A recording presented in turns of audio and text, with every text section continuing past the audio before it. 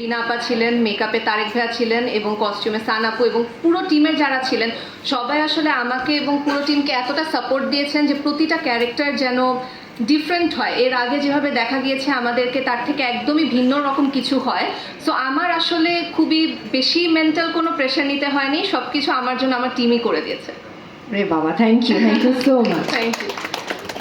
এবার আমি যার কাছে যাব, আমি এখানেও হিসেব করছিলাম বসে বসে যে তার জন্য মানে তাকে এবং আমরা মেগাস্টারকে একসঙ্গে দেখেছি। আমি তো বলি অভিনয়ের দেবী তিনি, পাশে রয়েছেন মেগাস্টার শাকিব খান। এই দুজনকে আমরা এর আগে দুটো সিনেমায় পেয়েছি, পূর্ণদৈর্ঘ্য প্রেম কাহিনী এবং পূর্ণদৈর্ঘ্য প্রেম কাহিনী 2।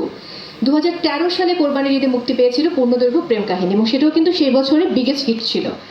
আবার কোরবানির ঈদে 12 বছর পর, এক যুগ পর এই দুজন এক হচ্ছেন। নিশ্চয়ই মানে এবার ধামাকা কিছু হবে। জয় আপু, কি বলবেন এই মুহূর্তে, এতদিন পর আবার একসাথে কাজ করা? সবাইকে শুভ সন্ধ্যা, গণমাধ্যমের বন্ধুরা এবং আমাদের গুণী যে শিল্পীরা রয়েছেন। আসলে 12 বছর পর এসে কি হয় সেজন্য আর একটু অপেক্ষা করতে হবে। তবে আমি সব কিছু ছাপিয়ে বলবো যে ছবিটাই কথা বলবো, সব কিছু সব এফোর্টস সব তো আমাদের ছবির জন্য, সেটা আমি করি, সাকিব করে বা আমরা একসাথে অথবা পুরো টিম। আমার মনে হয় আপনারা সেটার উত্তর পেয়ে যাবেন একদিন পরে। শুধু আমি এটুকু বলতে চাই যে আমি অনেক দিন পরে আবার একটি